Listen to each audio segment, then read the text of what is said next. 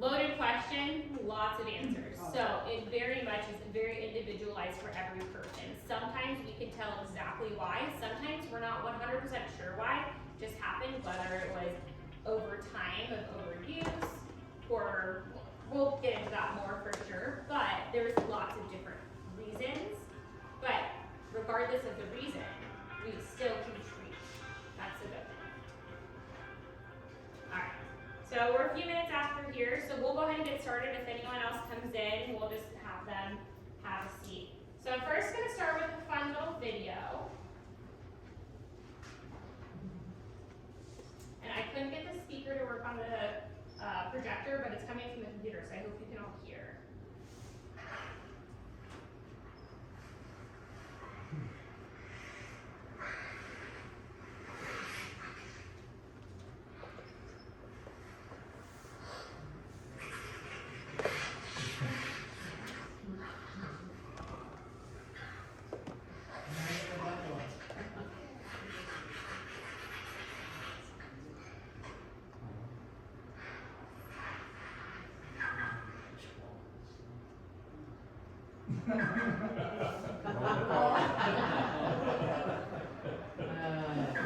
I'd say it's a bad morning. Have any of you guys actually ever felt like that before? Did all this hard work just to realize it was all for nothing? You still have the same problem. You made it, friend. That's true. But, I mean, if we correlate back to the shoulder, I can feel like our shoulder sometimes, where you think you're doing all the right things, you're putting all this work in to help with your problem you're having, only to find out you still have the same problem. So maybe you've tried medications, whether it's over the counter, prescribed by your physician, maybe you've done the injections, maybe you've tried care elsewhere, whether it was PT or chiropractic, but you still feel like you didn't get to the root cause of your shoulder pain. You're only masking the symptoms, maybe even temporarily, maybe even not at all. So that's kind of how I want to tie that video in. Good little laugh to start. Does everyone have their worksheets? Okay, excellent. So follow along with that. We'll have a lot of the answers for you tonight. So we are Cornerstone Physical Therapy. My name is Carmen Serrano. I'm a doctor of physical therapy. And we are a private practice outpatient facility. So we treat a variety of different injuries. So whether it's orthopedic, whether it's sports related, spine, shoulder, all joints, maybe even some balance or dizziness things, jaw pain. We treat such a variety of things. If it pertains to the body, we can help. And we are private practice, meaning we are not controlled by a hospital system or controlled by a physician owned. We are PT owned. So we have a lot of dictation with who we serve, how we serve you, which is great. We have been around for 15 years, and we have 6 clinics, mostly along the east side of Columbus, and then we also do oncology rehab at the Zangmeister Clinic too. So this was our second clinic. Our first one is down in Canal. We've got clinics in Lancaster, Granville, Johnstown, Zangmeister, here, and then we have Canal Winchester. Canal Winchester, yes. Good. So that's a little bit about who we are as a practice. So I received my doctorate from South College in Knoxville, Tennessee. My faculty was phenomenal. They are the leading physical therapists in the country that perform all of the research that we practice under. Most physical therapists, and all good therapists, practice under evidence-based. So everything that we are telling you and that we are trying to do for you has been studied and questioned and studied over and over again, so that we know it works and we know it's sound evidence. And then I also am here tonight presenting this workshop because I have a passion for helping everyone. I really believe that an active lifestyle is the best way to get through life and to prevent injuries. So we want to practice and perform healthy lifestyle decisions, whether that comes to physical activity, whether it comes to our diet, our mental health. Everything encompasses us as human beings and how we are going about our life and how it affects everyday decisions we make. So that's one thing, or something about me. So I'm going to start with some success stories of patients that I personally treated pertaining to shoulder injuries. So my first patient was a 57-year-old male, came in with complaints of left shoulder pain, but was also experiencing some like numbness and tingling that was going from the shoulder down to the arm and hands. Biggest complaint was when he was sleeping, especially on his left side, which is what he preferred, and when he's driving and turning his head, trying to reverse or changing lanes, kept getting that shooting pain, numbness, and tingling. So came in, and instead of just evaluating the shoulder, I also looked at his neck. Found the problem was not his shoulder itself, but was actually coming from his neck that was affecting a nerve. Sending those symptoms down, making it hard to move that shoulder, apply pressure to it. We got to the root cause of the problem, addressed it, and then he's back to sleeping 6 to 7 hours a night, rolling from the right to the left without issues, full range of motion without having those symptoms. Next, we have a 42-year-old female who has acute right shoulder pain, meaning sudden, not really sure where it came from, or we do know where it came from, but it was sudden. She was working in her garden, tripped and fell on her arm, right back there, jammed up that shoulder, had difficulty with lifting and carrying objects like groceries or a gallon of milk. That was causing her significant pain, and reaching overhead, she's putting something away in the kitchen. Came in, did a full evaluation, and she did present with a rotator cuff tear. It was a mild rotator cuff tear, so we found what the cause was, where it was coming from. We treated it, and it took a little bit of time, but we got her back to full range of motion without pain through our interventions, which I'll talk about what they are. And then my last patient, a younger 26-year-old female who was a volleyball player, had a little bit of shoulder pain, just kept getting worse and worse and worse, but wasn't sure what happened or why she was having shoulder pain. She's healthy, active, works out, doesn't know where it came from. So biggest things like reaching overhead, reaching back to put her seatbelt on. We all do that every day, I hope. And then for her, serving the volleyball. So if she's lifting the ball, she's doing a forceful motion, right? Or if she's swinging down, limited her. She was not able to play at this point. And then also noticing that she had sleeping. Went through, she came in, evaluated her. She did not have a rotator cuff tear, but she had what we call tendonitis, which is an overuse injury. So the rotator cuff tendons were now inflamed and irritated. So as she's moving through those motions, they're angry, they're fiery, they're not wanting to move through all that motion to get all that force. And then she developed what's called impingement, where there is less space in that shoulder as she moves through those motions.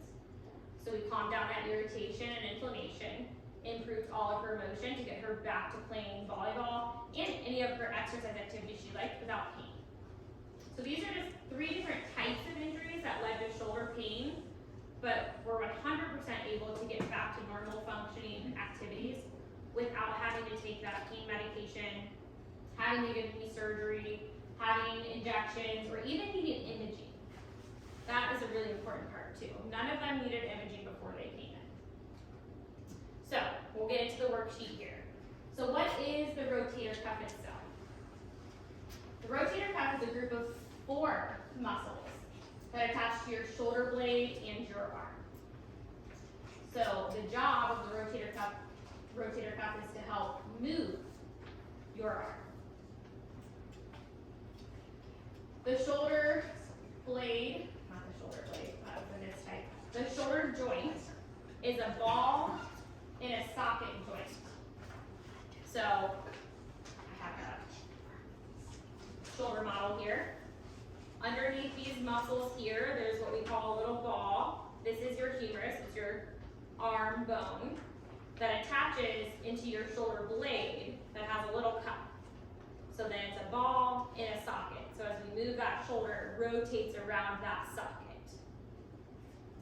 And then there are 4 areas of the shoulder that work together to supply all of that movement. Our neck, our collarbone, our shoulder blade, and our rib cage.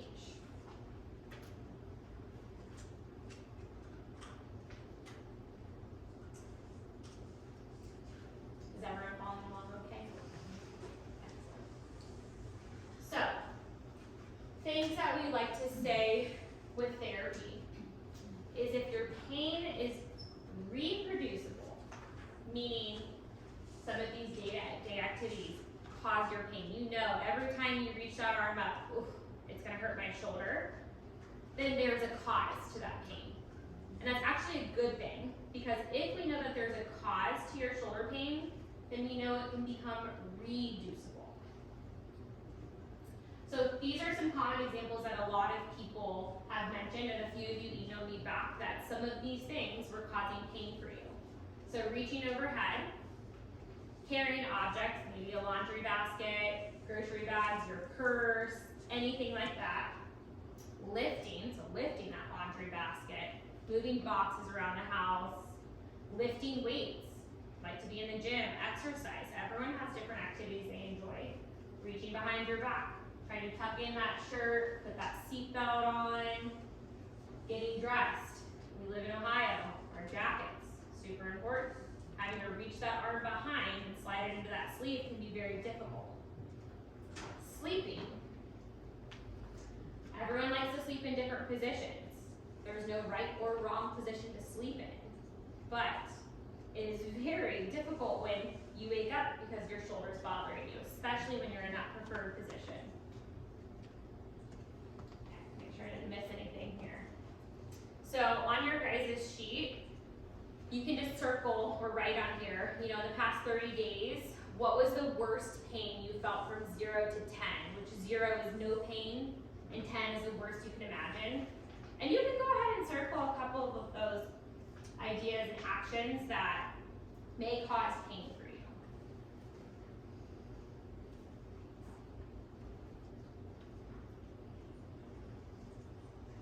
Okay, so this next part, I'm going to try to get some answers from you guys. So does anyone know what the #1 mistake that shoulder pain sufferers make?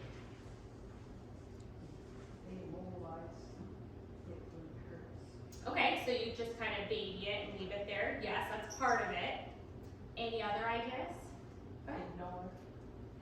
That's it. We ignore it. Whether your shoulder pain has been going on for a long time or it was something that just started yesterday, our first reaction is, it'll get better. If I just leave it alone, no problem. It's gonna go away.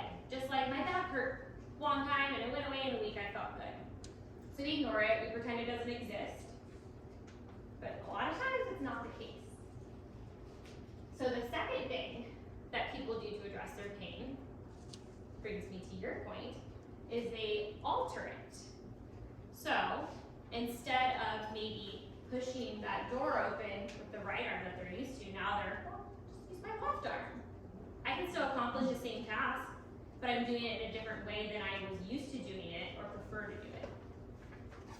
The third way, and in my opinion the best way to address pain, is that we actually handle it. So we want to find out why. Why are we having this pain? Where is it coming from? What is that cause? And then how do we address it? How do we make it go away? How do we make it never come back, right?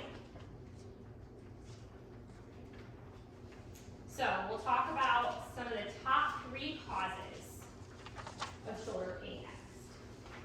As my first example I gave with my patient success story is a problem in the neck. Might not be the shoulder after all. Might be coming from somewhere else. So when you come in and we do a full-on consultation where we examine you as an individual, if you come to me with shoulder pain, you better believe I'm not just checking your shoulder. I'm going to check a lot of other things that contribute. So I talked about the neck, the collarbone, the rib cage, the shoulder blade.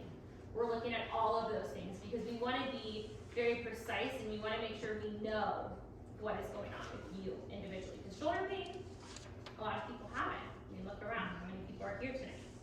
But a lot of people have different causes and lots of different things that are going on. So the second is called impingement. Impingement, I touched on a little bit earlier, is when over time our rotator cuff muscles can become irritated and inflamed. Whether it's from repetitive overuse, maybe you are a painter and you constantly are doing this back and forth. Those those muscles can get pinched. So we call it impingement because it's a pinching right under here. So when you move that arm, there's not as much space in there if they're inflamed and irritated. So then every time maybe you reach across to grab that remote, or you reach out to the side, put your arm in a jacket, you feel that pain right in the front of the shoulder. Over time, with impingement, this could be the first step that if you ignore it, can actually start to develop to a rotator cuff tear. So it may start as one thing, but if we ignore it and we don't get to that cause, prevent it from getting worse, then it can become worse into a rotator cuff tear. So we would like to prevent that. So that's why sometimes ignoring it is one of the worst things we can do for it, because it got worse when maybe if you got the correct treatment right off the bat, we could have prevented that from happening. And the third thing is for posture. Everyone knows about posture, right? It's drilled into us when we're children. Sit upright. So, I would like to tell you guys that there is no one correct posture. The way that is the best posture for you is not going to be the same posture for you. Our next posture is our best posture. Our bodies were designed to move lots of different ways. There's a reason why our spine lets us bend forward, lets us bend back, and twist, right? But we've got to find out what's the most comfortable for you depending on what your day-to-day activities are. But the world we tend to live in is what I call a very forward world. So how many of you guys work a desk job? How many of you guys drive a car? Do you read a book? Do you eat dinner at the kitchen table? What posture are we in when we do those activities? Our phones. Everyone's on our phones. Neck down, shoulders down. We are right here every single day. So that is poor posture because we don't come out of that position. So when I say your next posture is your best posture, I mean we need to be moving. We should not sustain one position for those sustained periods of times. Our body was not designed for that. So everyone, let's do a little example here. Go into that nice forward slouch posture for me. If it's okay and it's not going to cause you pain. So let's take one shoulder, right or left, in this posture and raise your arm up as high as you can. That's pretty good back there. Good. Okay, bring your arm back down. Now sit upright. Raise that same arm overhead. How much better does that feel? We'll get to you.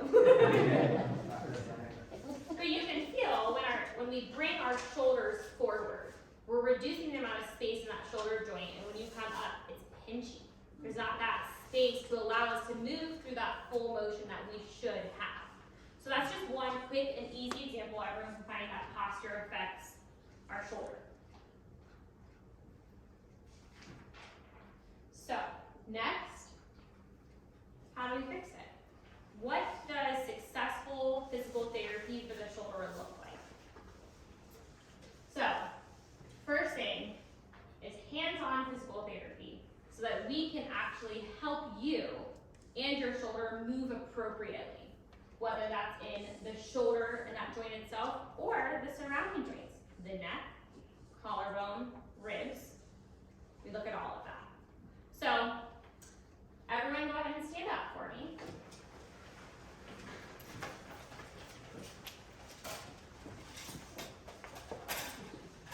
I want you to raise your right arm all the way up as much as you can. Good. Let's raise your left arm all the way up as much as you can. Good. Now reach behind your back with your right arm, if you can tolerate it. Good. Now reach behind your back with your left arm. Good. Now let's turn our heads to the right.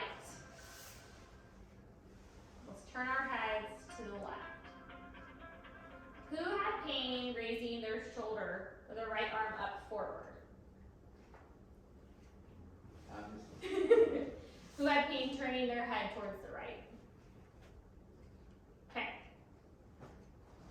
Would you be an example for me? Sure. I don't think yours is going to be with the tear on board. It's going to be a very quick right on. So I'm going to try to get a little, just a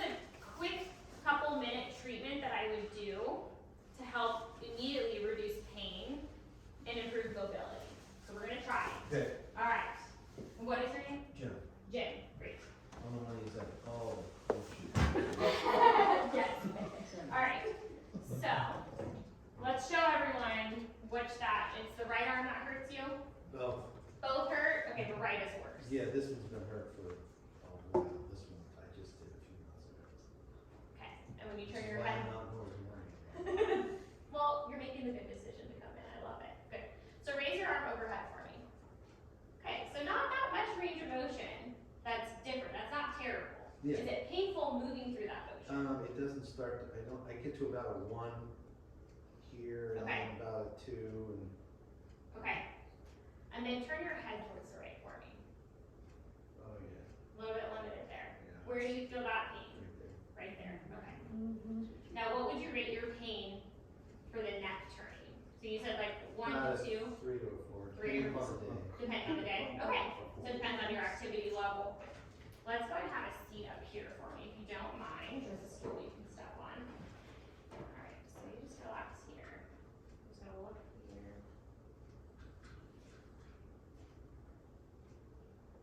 Is it tender? Sorry.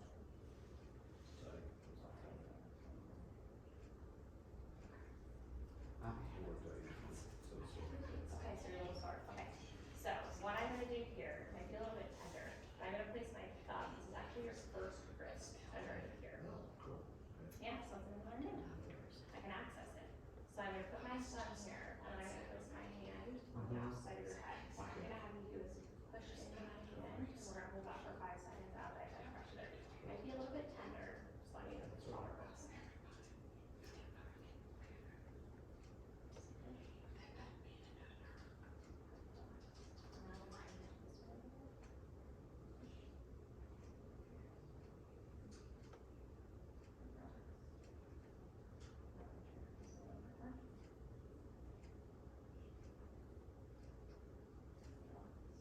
One more time, turn it this way.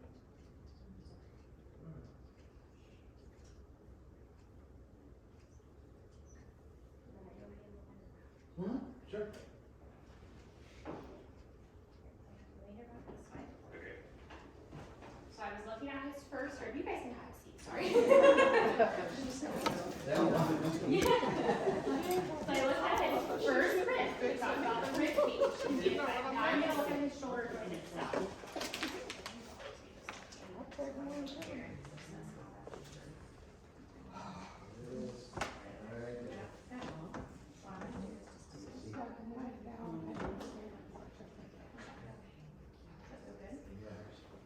That's good. We have a feels good on board. Okay, this has been a chronic issue for you. Yeah. Because you're doing a lot of manual work. Have you followed up with any exercises? Yes. Good. Just not making that much of a difference. I will. And I know. Same thing as. This was just a few months ago. Yep. Follow. Just around in this direction.